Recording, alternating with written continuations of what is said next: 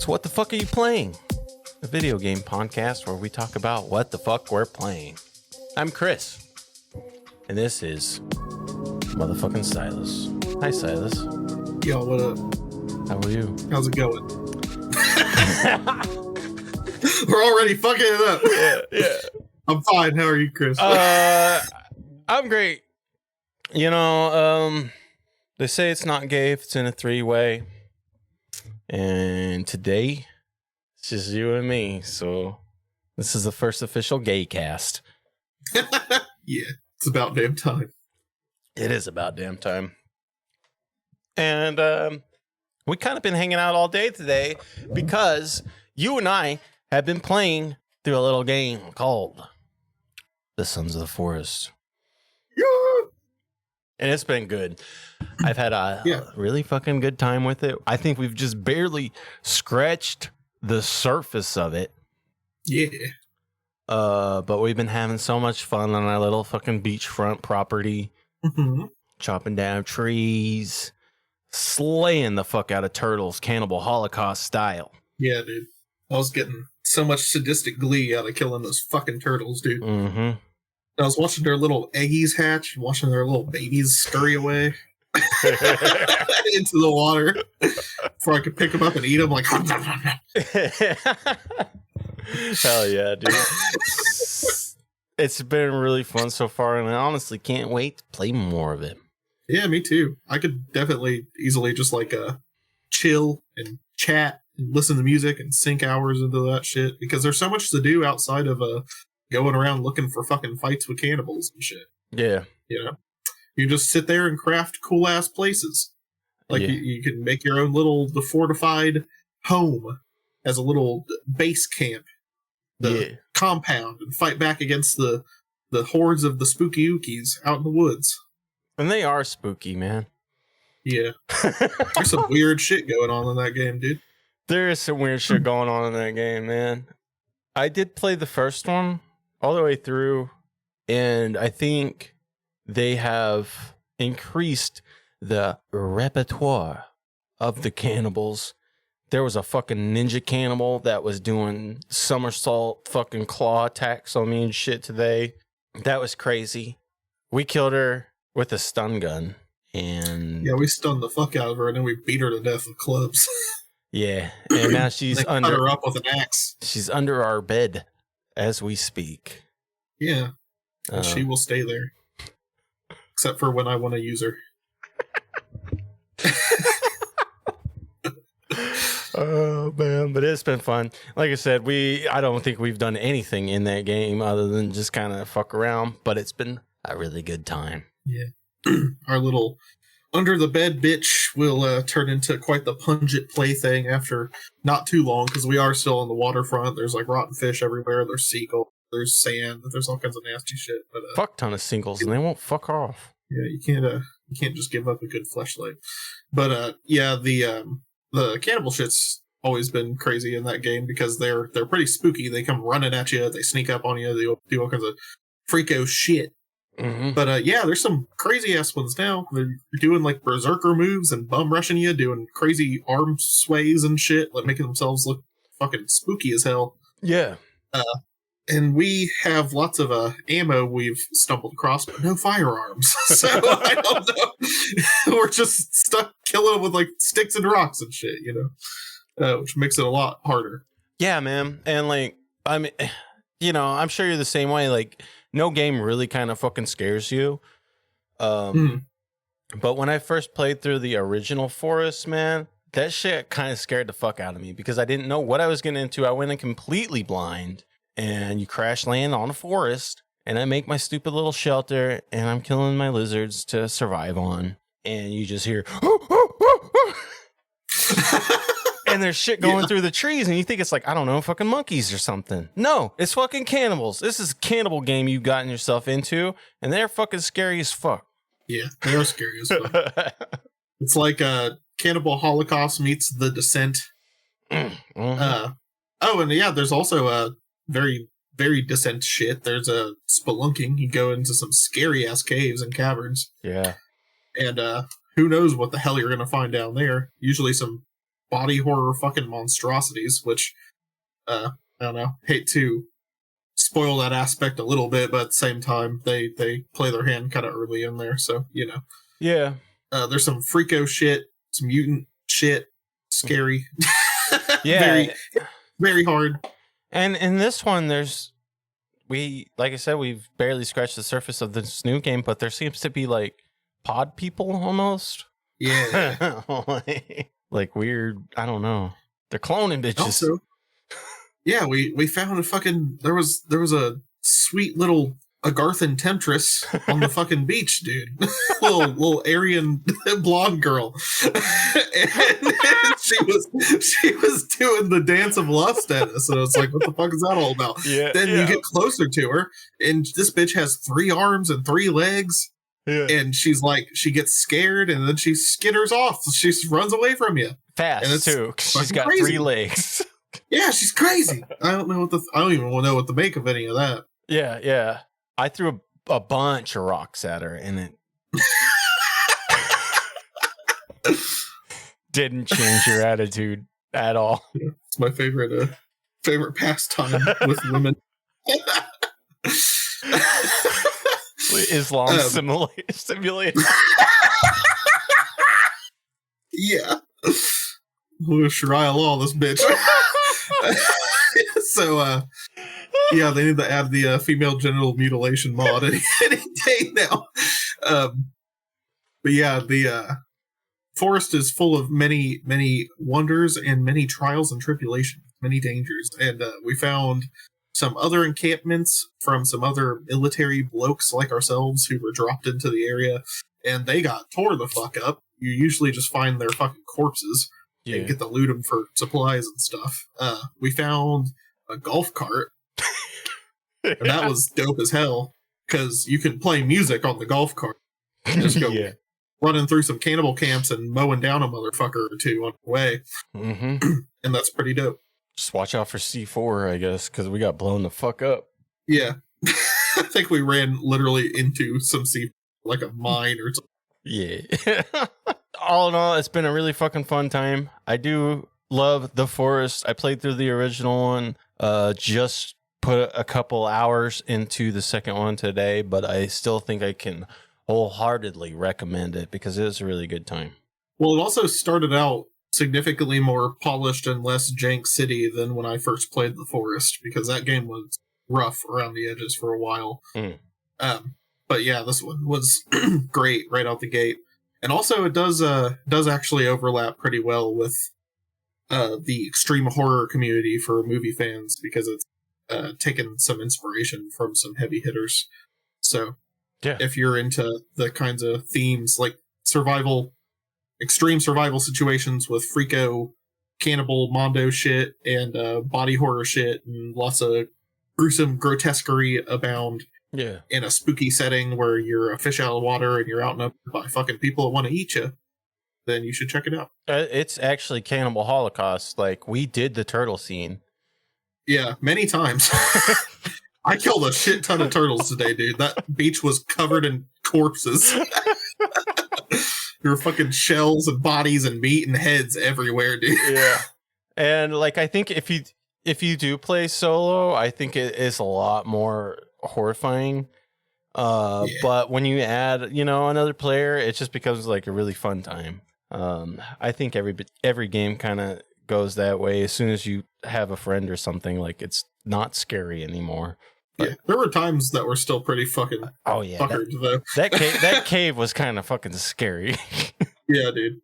And I was very thankful that we had found some hand grenades and some supply crates so we could take care of some of the more fucked up malefactions that we came across in those nasty depths, because there were some ooky spooky freako shits down there. Mm-hmm. Yeah. I think there was actually a Silent Hill 2 villain in there. The fucking rib guy with the that motherfucker hit hard. Yeah, he fucking did. This one is available on Steam. I'm not sure about consoles. I know the OG one is on consoles. You can pick this up for $30 on Steam. I got it for $9.29 because it's the winter sale. Woo! Sent to find a missing billionaire on a remote island. You find yourself in a cannibal-infested hellscape. Craft, build, and struggle to survive, alone or with friends, in this terrifying new open-world survival horror simulator. Yeah, it looks like as of right now, it is PC exclusive, but I'm sure that there is probably going to be some console crossplay or ports or something in the future. Absolutely. Just like with the first one. Yeah.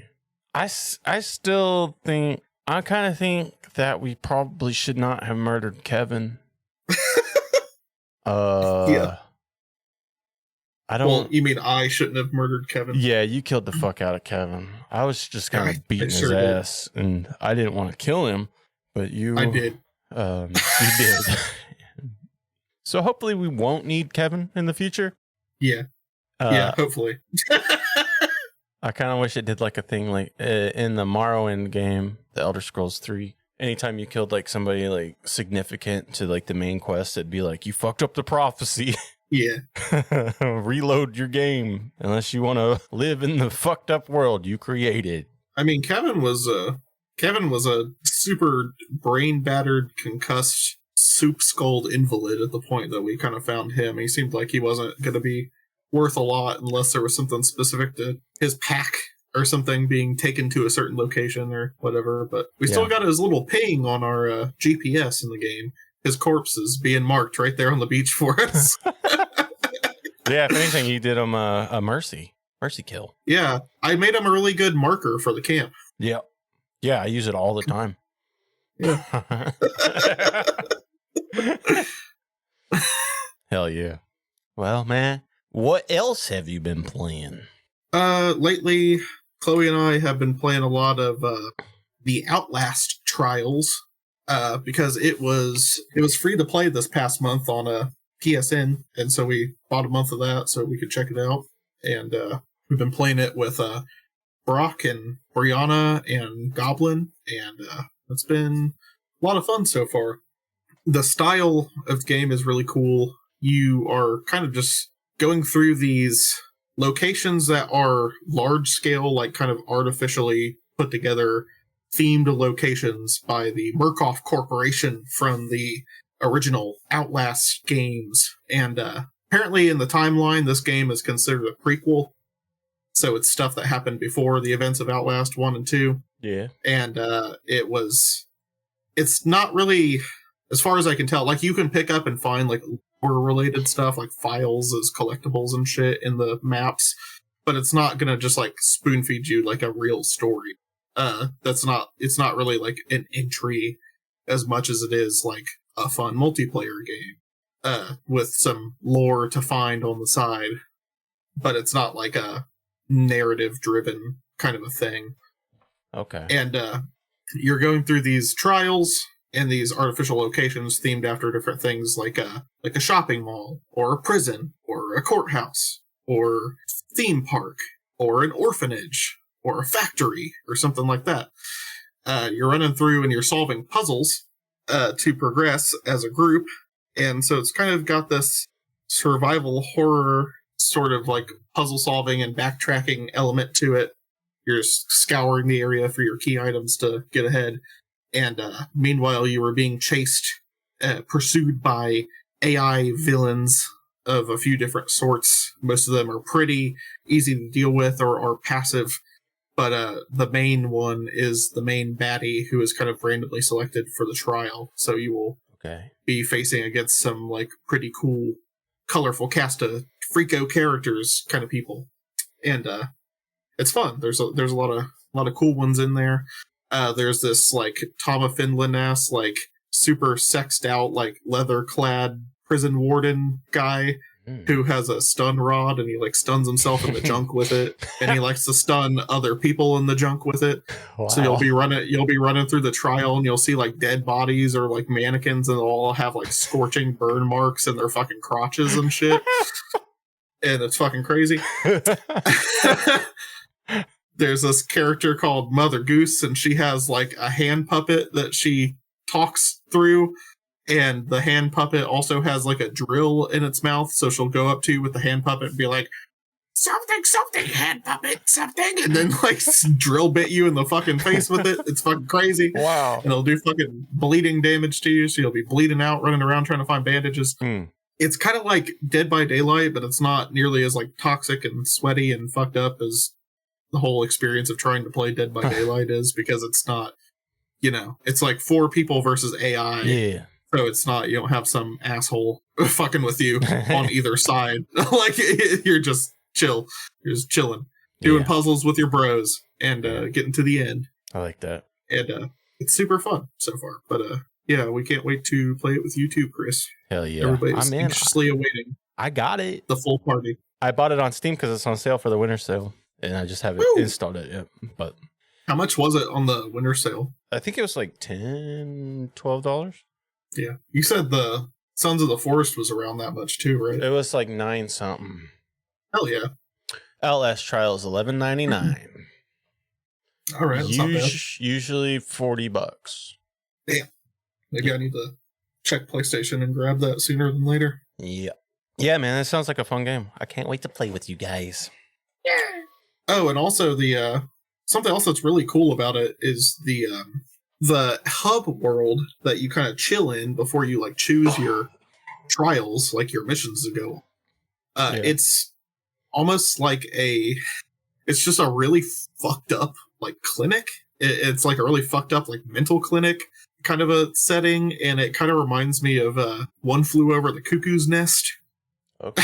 And it's like but you get to decorate your own room. So you get assigned like a little room in whatever lobby you're in, and you can unlock a bunch of shit while playing that are like cosmetics for your room. So you can change like your bedspread and your carpet and what kind of like little doohickeys you got on display as decoration in on your shelves and your countertops, and put up posters on your walls and stuff and make it real cool. But all the style of aesthetics for both the cosmetics for your character and your room are very like insane, like schizo brain coded kind of art styles, like stuff I think would appeal a lot to the horror community at large that enjoys our content and type of stuff that we typically cover on the regular show.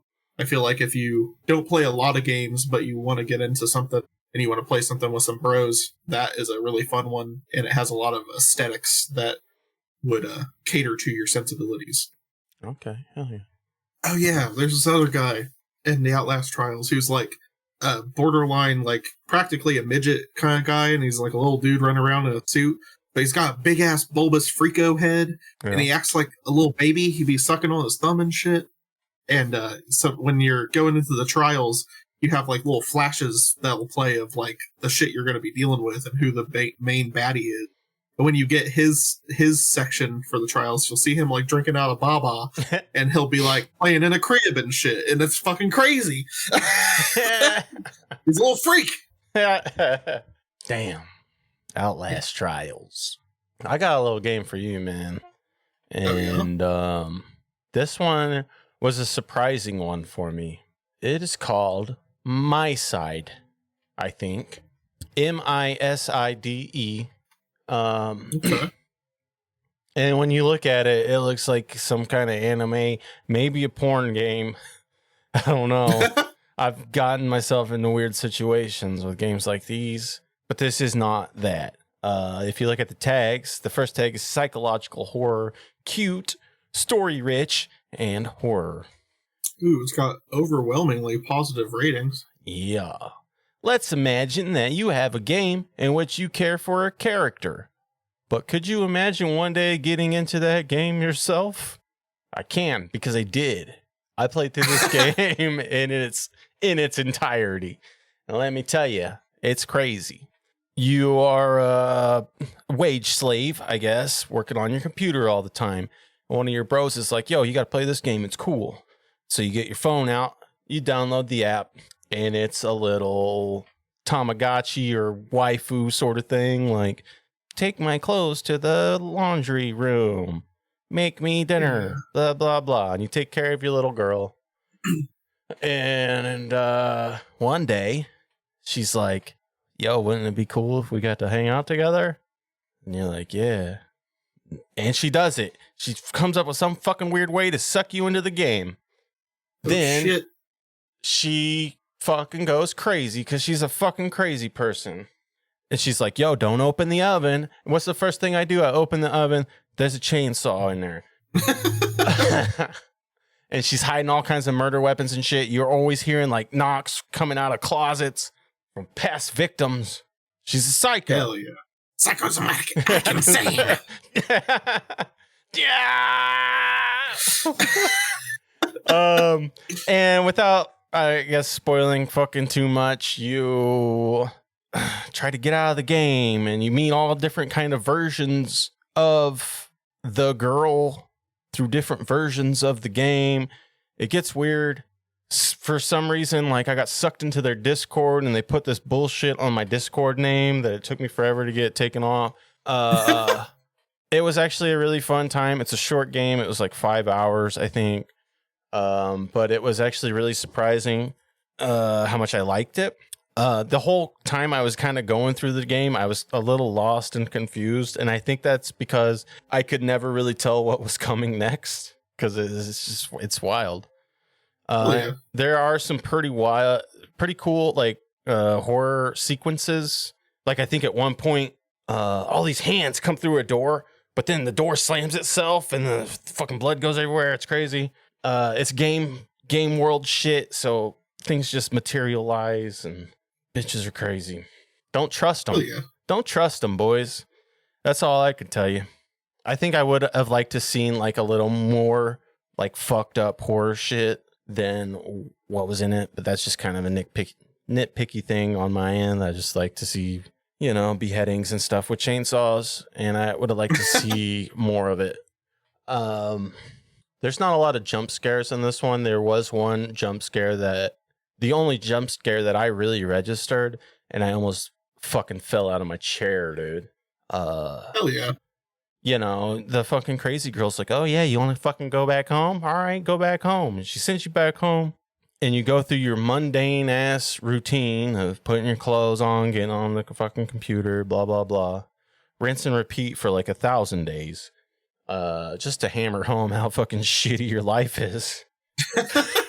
And dude, out of nowhere, one day you get on your fucking computer and this bitch comes from behind you and smacks the fuck out of your desk, and then through the headphones it's like BAM! And she like looks at you like, hey. It fucking killed me, man. Damn. Yeah, it looks really cool. I'll definitely probably check this out. Yeah, this is it's worth the play. It was I've never really played anything like this, but when it comes to like anime games, I haven't really played any of them. And another thing I do want to bring up that was really fucking cool. I don't know if I can find a screenshot of it, but there's no like text boxes. You know, like how most get there to be a text box and all the words pop up in there. The text is in the world. Like, okay, it's there in front of the person saying it, and then it drops down like rain or something, and it falls to the floor, and it almost has its own physics and stuff. It'll fucking bounce off tables as I love shit like that. New sentences come. Yeah, it's so fucking cool. But at the same time, I wish there was a way to skip the fucking text, because sometimes I don't want to fucking read it, or I read it too fast, and it's like, all right, move the fuck on. Yeah. If you're on the Steam page, you can scroll down a little bit, and it kind of shows it there. Hell yeah. There's not really any adult themes. Don't think you're gonna fucking take little Mita to bed, because you won't. There was a kind of funny moment where you're playing a mini game, which there are a lot of mini games in this game, and they're all pretty fun. But there's this one mini game that you play at the kitchen table. It's like a big old buzzer, and you know, first person to hit the buzzer or whatever wins. But she's like, oh, I need the big old whack-a-mole type hammer. I think it's in my inventory. And so she's pulling out stuff, you know, video game style, like, oh, not this, not this. And she pulls out a big old fucking vibrator. And she's like, oh, well, you know, this is an adult game. And your character's like, what's that? And she's like, oh, she said, oh, it just attracts beavers. Oh my god. What the fuck? Damn. It was funny. It was a very funny little moment. Mita's a freak. She a super freak. Super freak. She's super freaky. Mita. Yep. Actually, very surprising, very fun game. Played all the way through it, man, in pretty much one sitting. Yeah, it looks dope. I'll definitely check it out. I see that it also has like a bundle pack you can get where you can get it with the Doki Doki Literature Club, which is another certified hood classic as far as the psychological horror anime game goes. I want to play that. I've never played those. The whole visual novel thing kind of turns me off. I don't know. Maybe if I can pick it up cheap one day, I might try it because I've heard good things about it too. I'm very picky with that kind of shit, but that's one of those ones where I'm like, oh, it's worth checking out. Or like if you don't want to just like sit there and do it yourself, I would maybe just find somebody who like played it, like watch a Let's Play online so you can like listen to them read it and react and stuff because I get not having the attention span or the fucking wherewithal to go through all that because visual novels are crazy. Yeah. So fucking much, man. And I think I soured myself because I accidentally got a visual novel game one time for the 3DS. Mm-hmm. I didn't know what I bought so many fucking games at the time. I didn't care what the fuck they were. I just bought them. Like, I haven't played this yet. Get it. I don't even know what the game was. It was a 3DS game, kind of an anime sort of thing. I didn't know it was a visual novel. And so I get on my 18-hour flight to fucking Germany, and I'm like, I'm going to throw this game on. It's going to be good. And I'm going through the text, thinking like it's like a tutorial or, the first couple chapters of a book. It's going to get good. No. It's all text all the time. It's a book. It's literally a book. Fucking book. And I was like, at any moment, this game is going to start. And it didn't. Hell yeah. Did you get through it? I don't think so. Damn. I don't remember the end of it. Did you play it during your whole flight? I played it for off and on for, a while. And I'm like, oh, maybe I just need to keep going. Maybe the game starts. And it doesn't. Hell yeah. Yeah, so that's crazy. Fuck visual novels. Now that they have a title, or I at least know of what they are, I can go into it knowing what to expect, but easier to avoid. Yeah. The one thing that is super cool, I have a lot of nostalgia for, a lot of love for, Higurashi series. Those started as visual novels, which later had anime and game adaptations and shit like that. Yeah. But yeah, the visual novels are pretty stellar still. I think they are very cool, but there are a lot of them. They are dense. There are some time sinking ass types of media. You know. Well, that's just kind of the nature of it, I guess. But at the same time, those Phoenix Wright games, they're basically visual novels, but I fucking love those, dude. Yeah, those are cool. I wouldn't call this a visual novel because you do a lot of walking and kind of super basic puzzle solving, but there's a lot of talking. Mita likes to fucking talk. Okay.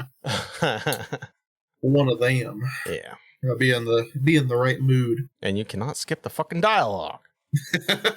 But yeah, I actually do fucking highly recommend this game. You can get it on sale right now for the winter sale, $11.99, but it's only $14.99 base price. So if you're looking for something a little different, something you probably haven't played before, I would recommend this game, even though it's short. It's like 5 hours. They are talking of doing like a peaceful mode, like some in-game shit where I guess you just live with the girl for the end of your days instead of trying to get out of the game. So I guess fucking be on the lookout for that. So maybe that. So is it like the game within the game, except nothing crazy ends up happening? Yeah, because there's a big turning point at the very beginning of the game where you're kind of like, okay, something fucking weird's going on here. You're crazy. There's a knocking sound coming from your closet. I'm going to see what's in there. And then you get the decision like, okay, look in the closet or stay and deal with her bullshit.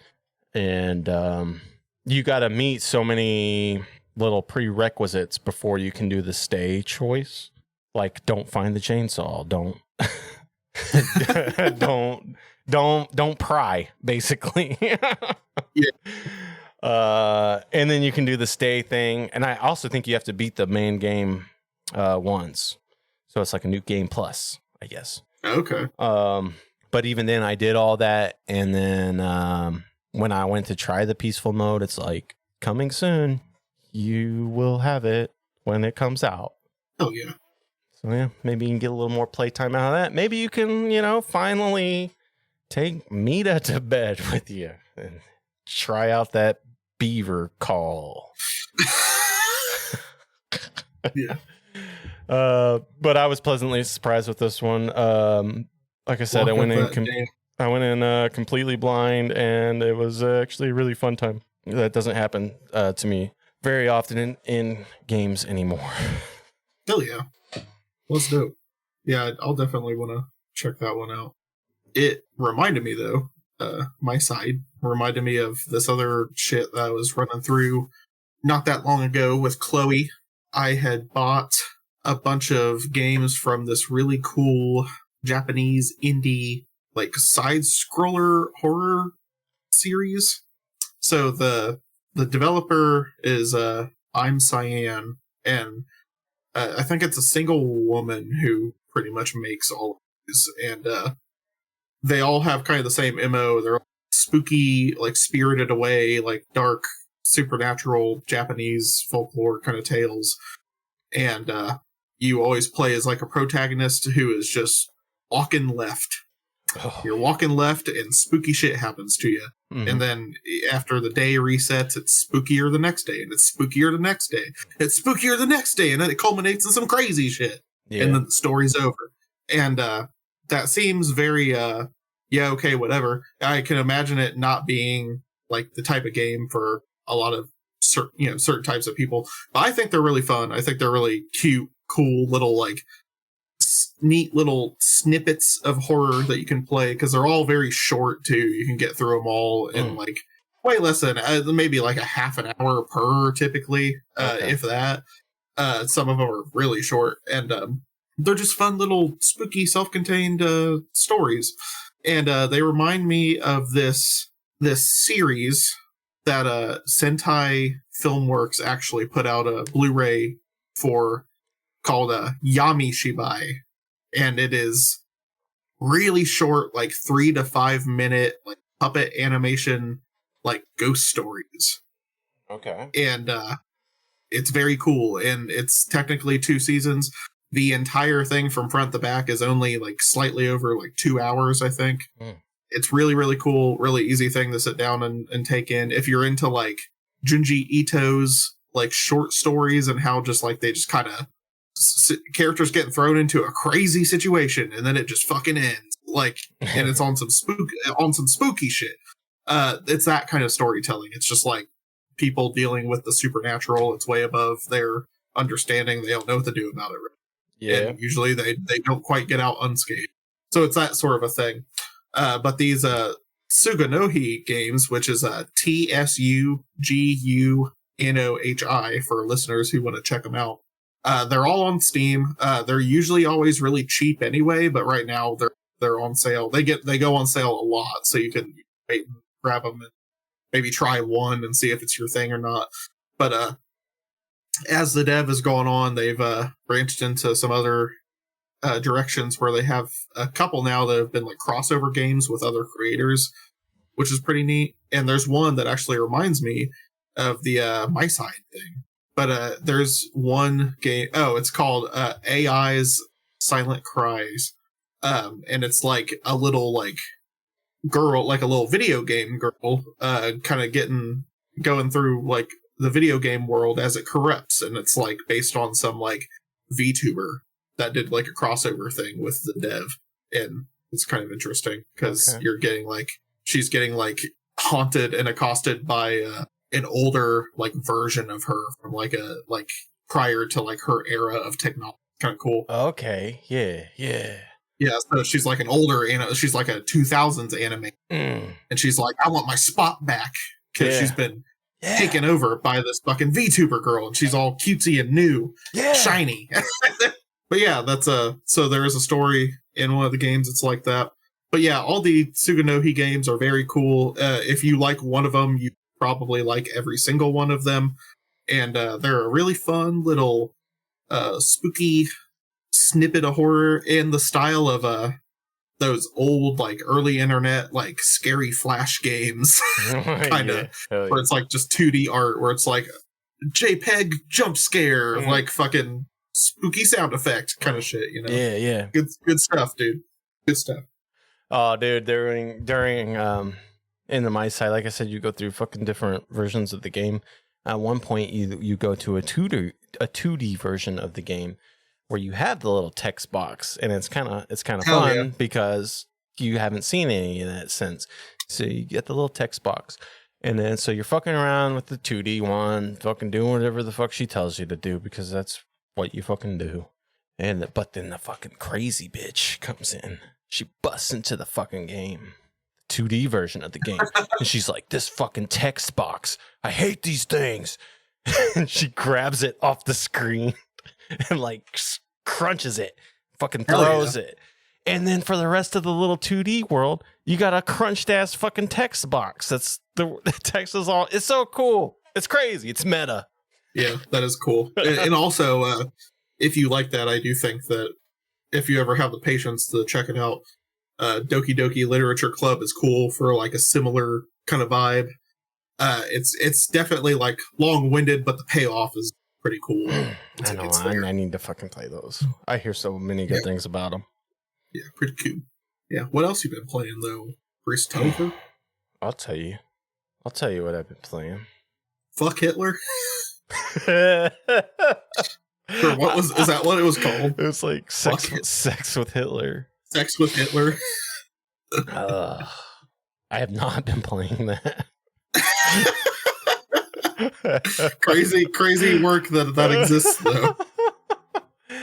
And that they be pulling other indie games for like risque on like a avant-garde level kind of themes, and they got that shit on there just riding hard, dude. That is true. By fucking Adolf Games. Crazy. Okay, I've been jumping back into Rimworld. Ooh. Take me the Rimworld, Daddy. Yeah. It's a sci-fi colony sim driven by an intelligent AI storyteller. Generates stories by simulating psychology, ecology, gunplay, melee combat, climate, biomes, diplomacy, interpersonal relationships, art, medicine, trade, and more. Hell yeah. Yeah, this game's crazy. It's kind of like a colony sim management sort of thing, like survive on the planet. Fucking raise llamas. Make a fur coat because it's gonna get cold in the winter. You know, work your way up to getting off this planet and going home. It's a very, very crunchy. It's an experience. And yeah, it is kind of a storytelling sort of thing, I guess you could say, because, you know, if your dudes get a little too stressed out, they might go dig up fucking their dead wife and set them on the table and freak everybody out. What the fuck? It's so fucking crazy, man. You can have slaves in this game. You can do organ harvesting. Ooh. Yeah, you can make little farms where you just capture people and take their organs. One time, one of my guys went crazy and cut his own leg off, and then he's no surgeon, so he just kind of stuck a table leg on there, and he was just fucked for the rest of the game.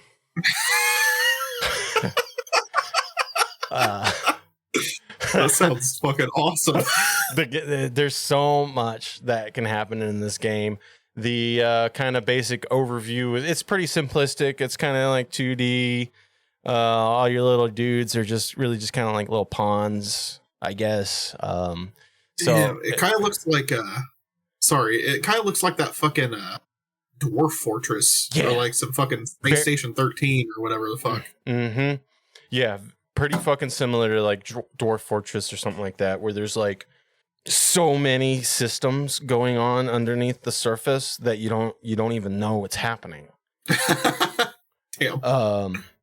Every limb, your heart, your lungs, they all have like little fucking health bars, and you're getting pneumonia, and you're getting fucking, I don't know, fucking brainworms and shit. And I already got those. Yeah. And like, you can't even really control these people. You can just suggest what they should do. They can just kind of do what they want. They just kind of fucking go. I mean, you can be like, hey, I need you to fucking cook shit.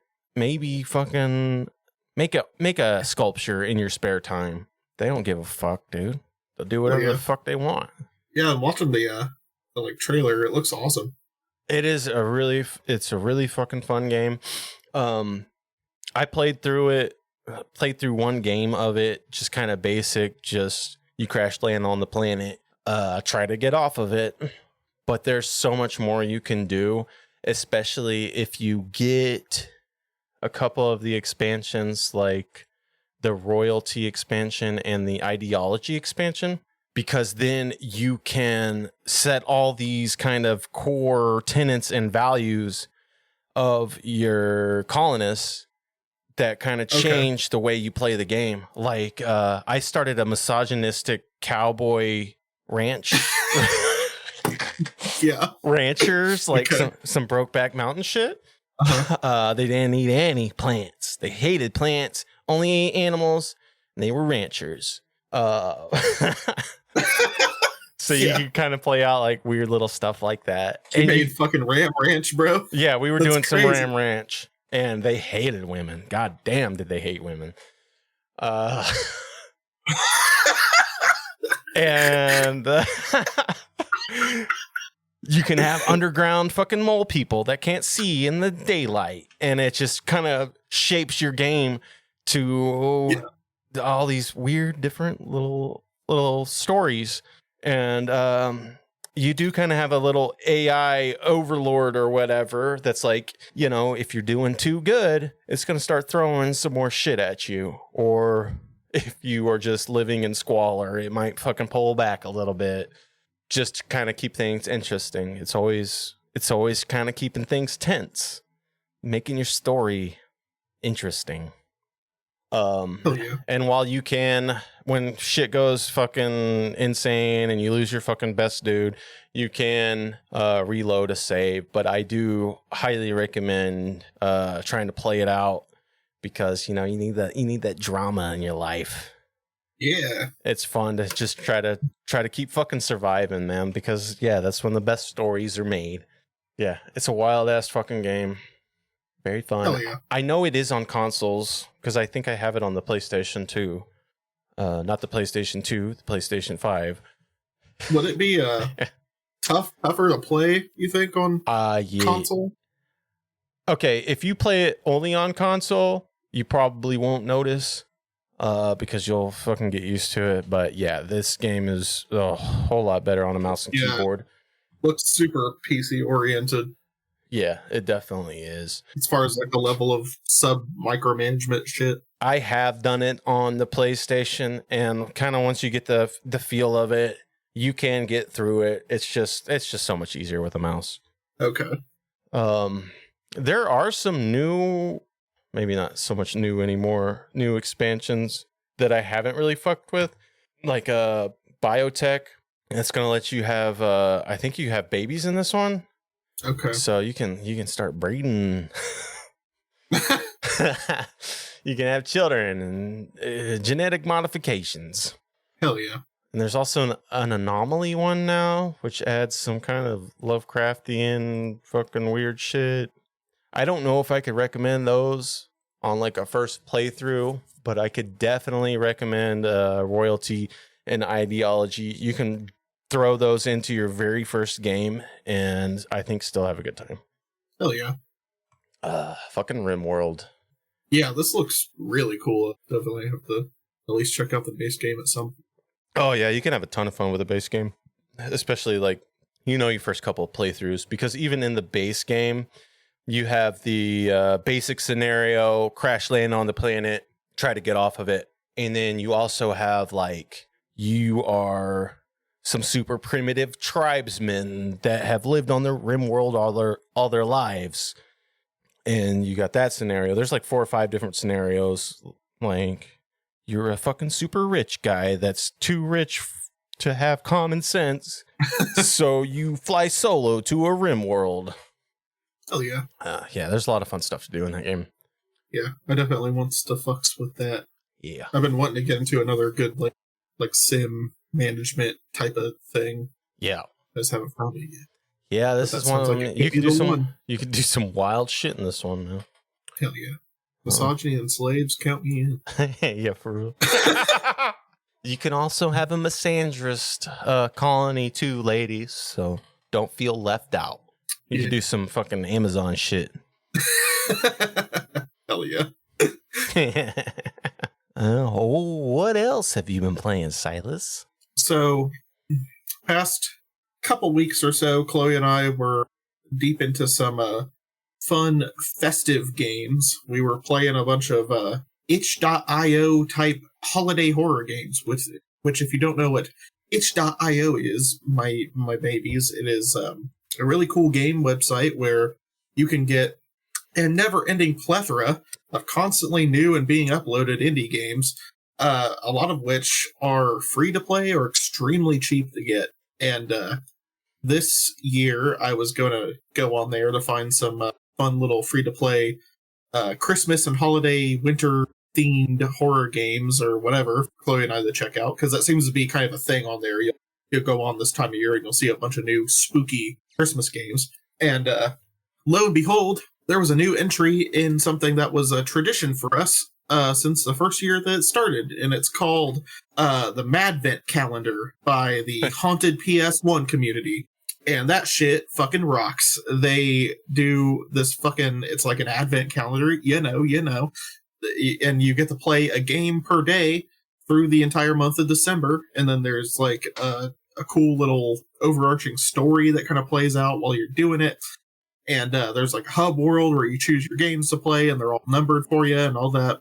And they're just kind of a collection of cool, sometimes very finished, very ready to go, sometimes demos, sometimes like very like half-baked, just proof of concept kind of stuff, just from a bunch of indie game devs. You get to play a bunch of cool little snippets of game from a bunch of different indie game devs, and they're very, very cool, and you should definitely check them out if you haven't yet. There is an overarching story between all of the entries, so if you want to get caught up before they may or may not do another one, you could play through, the Advent Calendar 1 through 4 before you do 5, and you could do those anytime you want. But I know it's a little late to be talking about the holiday horror stuff right now, but I mean, it's still winter, so, it's still cold outside, it's still snowy. Still do it, still play them. But yeah, they're pretty cool. And this one, I think, was the first one that they had made after they've not done them for like 2 years now, so I didn't think maybe it was ever going to come back, so that's why I got on here to get some games, and it just was there. So it was a very pleasant surprise, and we played through it. We loved it. It was a great time, as always. But we also downloaded some other cool, spooky, snowy indie stuff. And wanted to talk about just a few standouts here that I think are definitely worth checking out. The first is The Not Deer Stew by Roar Video Store. ROAWR. That's the dev studio or single dev for some of these. The Not Deer Stew is like a cryptid hunting horror game with a very, very cool, like kind of low poly, pixely atmosphere. And you're out in the woods and you're an old man and you're making this stew. And the last ingredient for the stew is a fucking knot deer, which is a which is a spooky cryptidy kind of like creepypasta monster. Okay. And it's just a deer, but it's definitely not a deer because it's like very deer-like, but it's fucked up. And it's coming at you and it's monstrous. And you gotta kill it and make your stew with it. And it's a super cool little game. Hell yeah, sounds cool. Definitely check out Not Deer Stew. Not Deer Stew. Let's see, what was another good one? There's this one called Unwanted Visit by Gabriel IndJLDC.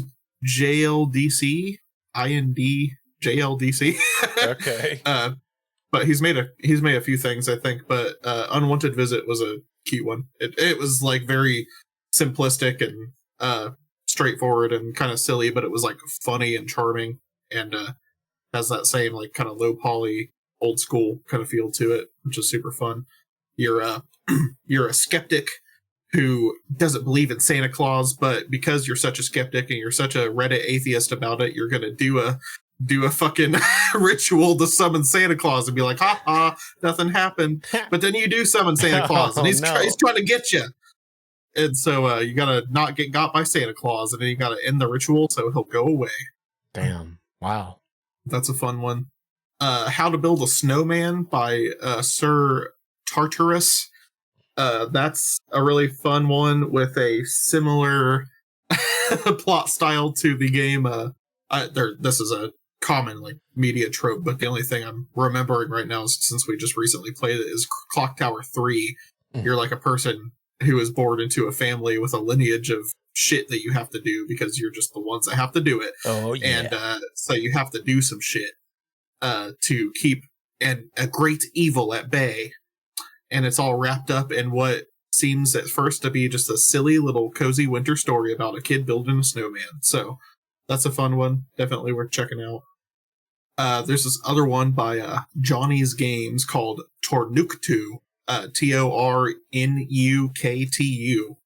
And it is a spooky little, pretty fucked up, actually, like little winter horror story. You're just this little kid who wakes up in the middle of the night and you're like, ooh, I'm going to go peep on the presents in the living room or whatever. So you go in the living room and there's this worn storybook. Okay. And it tells you about this creature called the Tornuktu and the tellings of its comings to take people. And I guess it comes in the night, in the winter, to people who live in remote areas, and gets into the house and it eats the family, does crazy shit, and it loves to take kids, and you're a little kid. So you find the storybook, and then weird shit starts happening outside, and it seems like maybe it's Tornuktu coming to get you. But yeah, it's pretty spooky. It's got some fucked up little moments in it. Pretty dour actually. But yeah, that's definitely worth checking out. Tornuktu. Damn, and those are all like free games? Yeah. Itch.io? These are all free. Yeah. Good shit. Sound fucking cool. There's some other ones. Steal Santa's Pills. That's a funny one. I could not beat it. It got too sweaty for me, but it's fucking crazy and it's fun. It's got a good art style and it's scary. And it's by a dev called Capybara Force. That's a fucking good one. There are some games that have had Christmas reskins this year, which is cool. So they were already established games, and they just did like a Christmas horror re-release of them for the season. There's one called Dead Mall, where you're in a liminal abandoned mall, and you're running around trying to collect presents in a shopping cart and bring them back to your car, throw them in the trunk, and then get out of there before you get got by an anomaly monster. Ooh. And you gotta traverse the mall, try not to get caught by the freaky evil snowman fucking thing that's after you. And if you get got, you just gotta restart. Okay. And it's kind of like a leaderboard based game, so there's no like winning or losing really. You just kind of like however many points you're able to get and escape without dying, like that's where your place is on the leaderboard. Pretty cool. Hell yeah. Another one by Greenwood Games, Reindeer Games is what it's called, and it's a PS1 inspired Christmas horror story about a guy who runs a little reindeer farm. He's like the guy tending to the reindeer farm, and it's Christmas Eve, and he doesn't want to be there, and he's got like a Christmas party he wants to go to, and so he's doing his last shift, but everything starts to go awry and some weird shit starts happening, and you kind of wonder if there's like something supernatural going on or if it's something to do with the reindeers themselves. Who knows? Ooh. But yeah, Reindeer Games, it's a very cool one. There were a lot of good ones, honestly. Lot of good. There's this cool little game called the Whitetail Incident, and you play as park rangers who have lost contact with one of your buddies that went out a few hours ago. So you're going to find him, and you stumble into some crazy cult shit. Ooh, and it's fucking wild. Hate when that happens. Yeah, it's got some like skinwalkery kind of vibes going on. It's pretty spooky, but it had a Christmas update, so now there are Christmas hats and some snow and some shit like that. Hell yeah. Yeah. But that's by Blake McKinnon, who does very like kind of puppet combo inspired games. He's a pretty cool dev. So many good ones. All kinds of shit on there. Yeah, dude. Itch.io.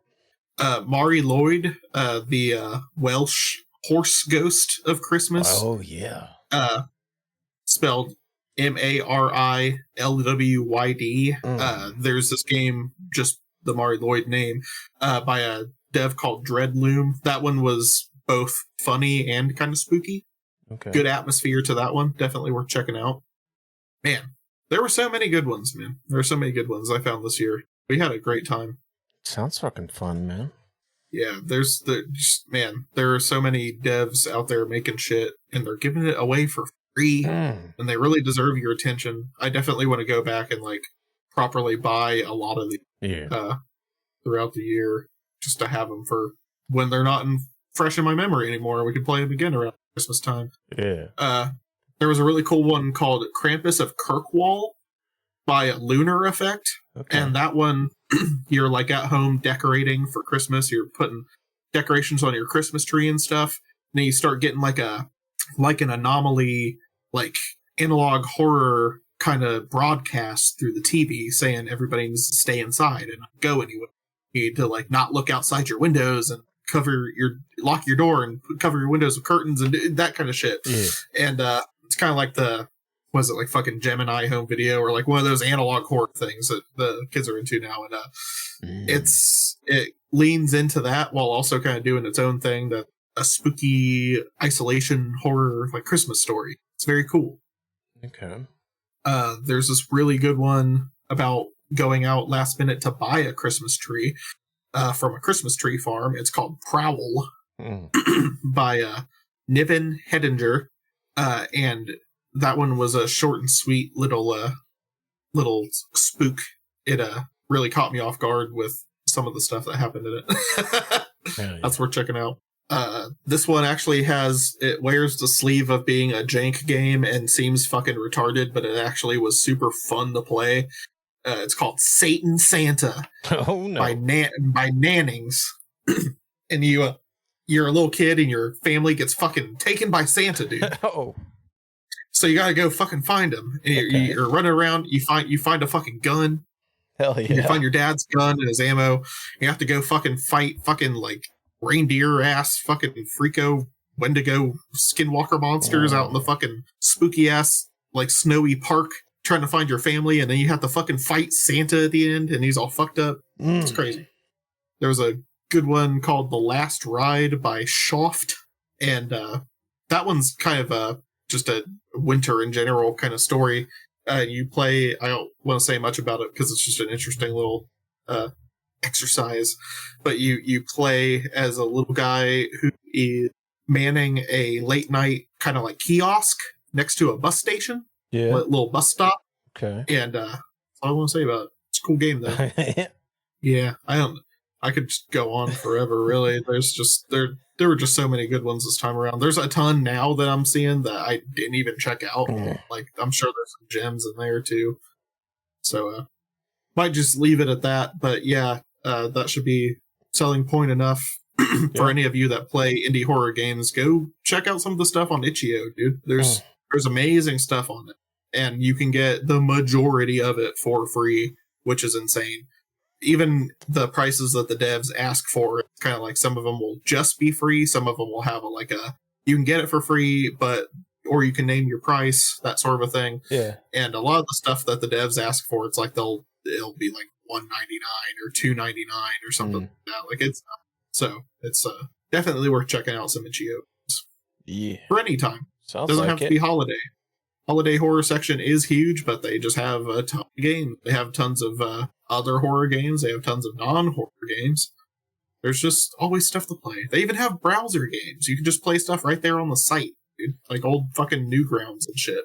Dude, indie stuff is where it's at. Like, we've both been, I think me maybe more than you, have been complaining a lot about survival horror and kind of where it's at now. But dude, indie horror's keeping it alive, man, and I've been seeing it, and I need to fucking play some of them, man. The Signalis. Yeah. That game looks fucking great. Crow Country rocks. That game that's awesome. That's a good ass game. Another one I was gonna get today, but we ended up playing Sons of the Forest.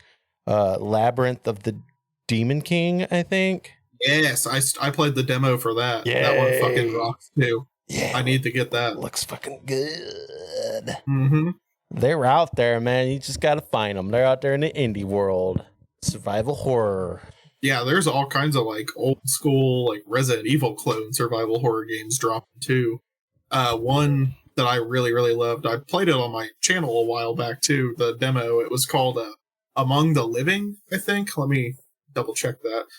It is like a really cool, like old school Resident Evil style game, but with like very modern graphics. Okay.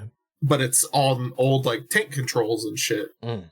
And you do, the old school like item Echoes of the Living is what it is. It's called Echoes of the Living. And it's you're in like a very Resident Evil inspired scenario in a city during a zombie outbreak, and you're solving puzzles, cryptic puzzles that don't seem like shit that would be in real life, but it seems like the kind of stuff that would be in a 90s survival game. And you're running around killing zombies, and you're fucking managing your resources, and you're trying not to get fucking got by fucking freako monsters, and you're doing cool shit. I need to get into those games. Like those 3 that I listed, I definitely want to play those, and I'm going to at some point. Lots of good shit. It's out there. It's just not fucking coming out from these big studios. Which, I mean, even then, though, like, even the stuff that, even with the problems I have with some of the bigger games, like, they're still making some cool shit, and it was just, like, dead in the water for a while there. Yeah. There was just nothing coming out, so it's pretty cool to see a resurgence kind of across the board right now, even if I have issues with some of the bigger ones, but still, the fact that they're there at all is something. True. Dude, fucking Resident Evil 7 scared the fuck out of me, man. I don't know if it just hit me on like some untouched trauma or something. Maybe I just don't like moldy rednecks, dude, but god damn, that game scared me, man. Yeah. I couldn't. I stayed in the safe room, just like hiding out. I thought I was going to have a heart attack, man. Yeah, that one fucked me up the first time too. Yeah. That fucking basement the first time you go down there is insane. Yeah, it's fucked. So scary. But then by the end, by it's so crazy because like by the end they're just like fucking gunning shit down. You don't give a fuck. They just yeah. Like the whole progression of it is pretty clever, I guess. Yeah. Although I will say, like, once you get too adept with the game, sometimes just the sheer weight and like sluggish slowness of everything that you becomes kind of grating sometimes, where you're just like, god damn it, I could do this faster. Let me fucking block this goddamn monster, god damn it. Yeah, that's true. But Ethan's like, no, I gotta reload. I gotta reload it really slow. I'm a retarded fucking mold monster. No. He's like, I can't run fast. I can't run fast. My legs are barely sewn onto my body. It's still a good game, though. Yeah, it is. Got anything else? I got something. I can always dig something up, man. Oh, I'll tell you what I've been playing. I've been playing Dyson Sphere Program. Do you like spreadsheets and managing inputs and outputs? I don't, but I still like this game. Build the most efficient intergalactic factory and space simulation strategy game. Dyson Sphere Program. It's made by Koreans, so the translation's not great. Harness the power of stars, collect resources, plan and design production lines, and develop your interstellar factory from a small space workshop to a galaxy-wide industrial empire. That's fucking Dyson Sphere program.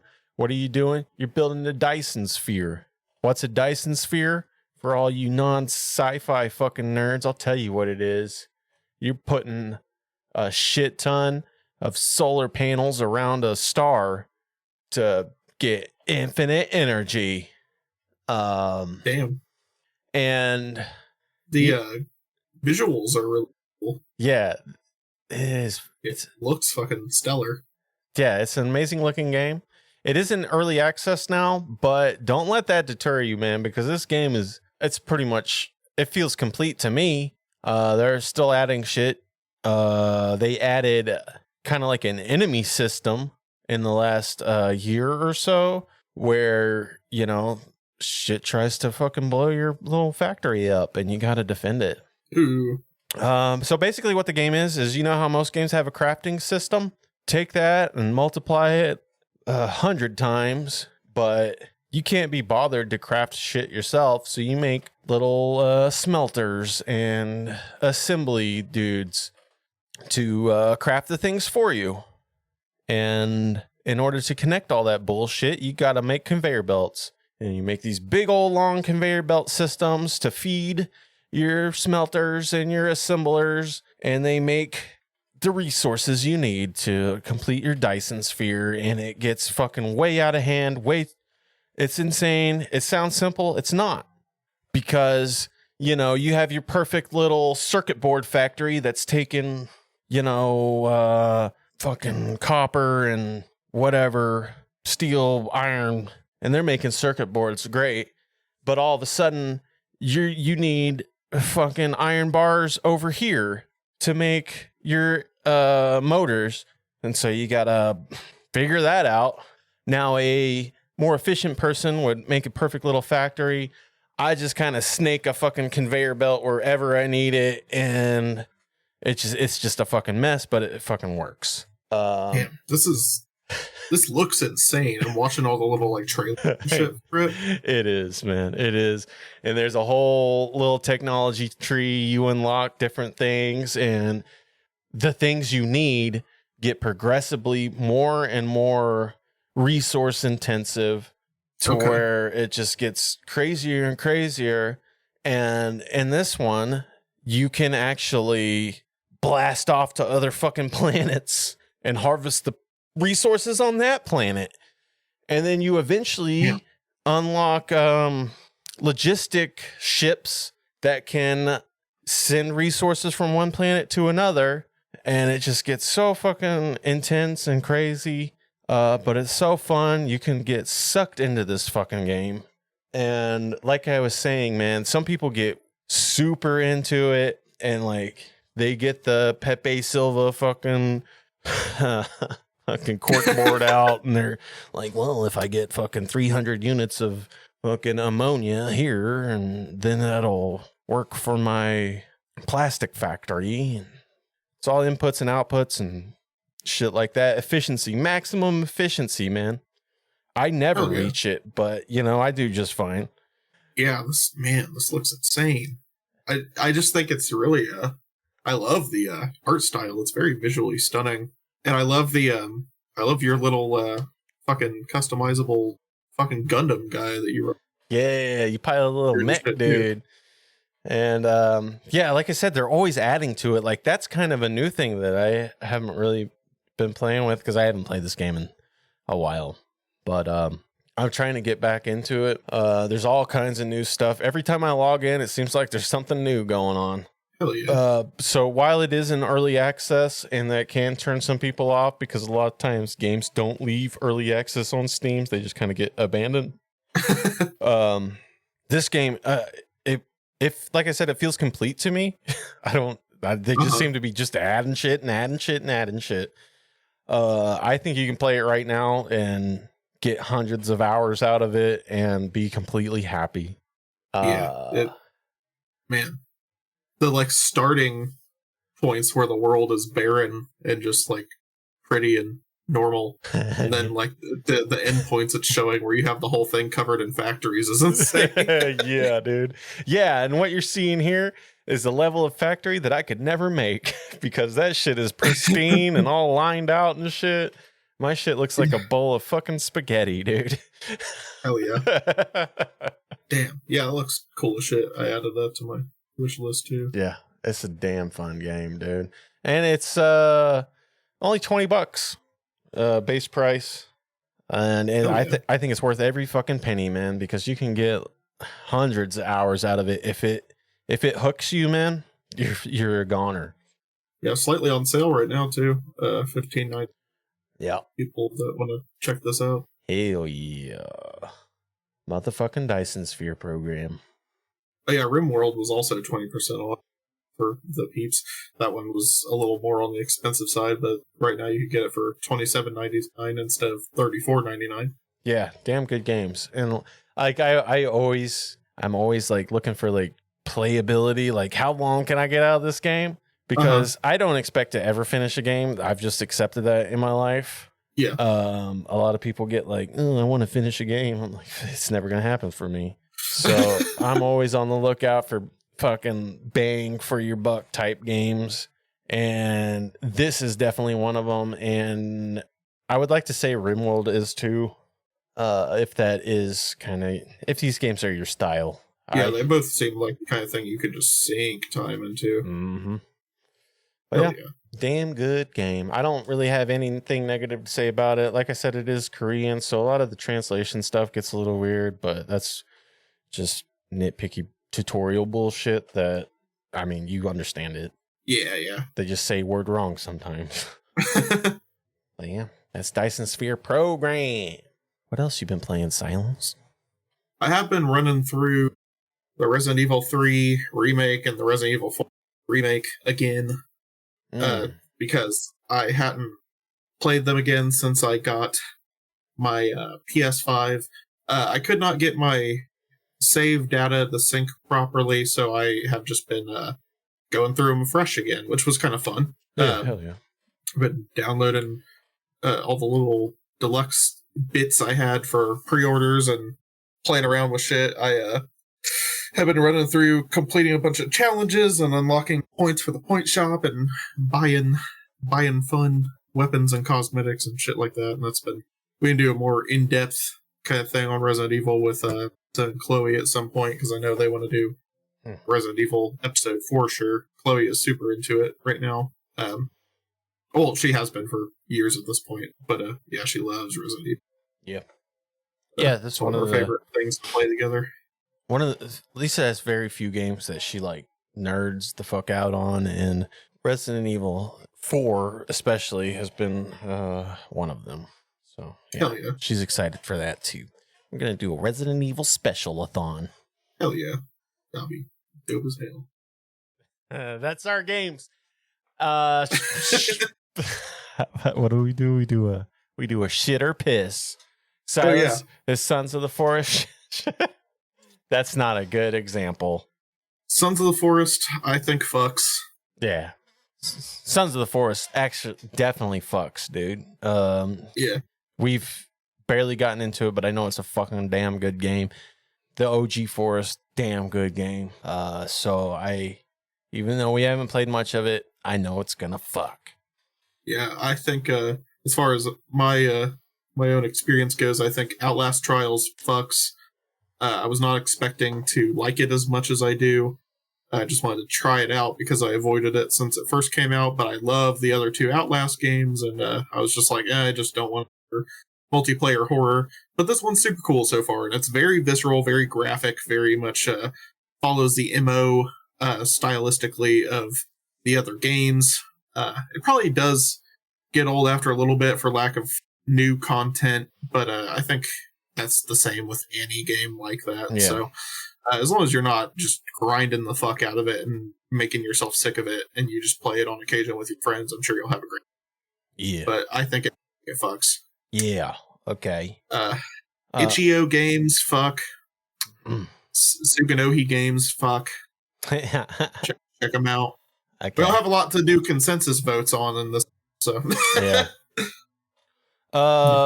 Miside, I'm gonna give it a mostly fuck.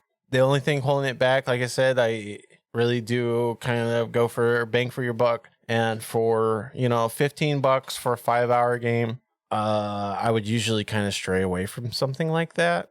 But it was a very surprising game. And for old grumpy ass fucking jaded gamer like me, it's kind of hard to surprise me. So for that reason, I think I'm going to give it a fuck. Hell yeah. Rimworld absolutely fucks. It's crazy. You can do so much in it.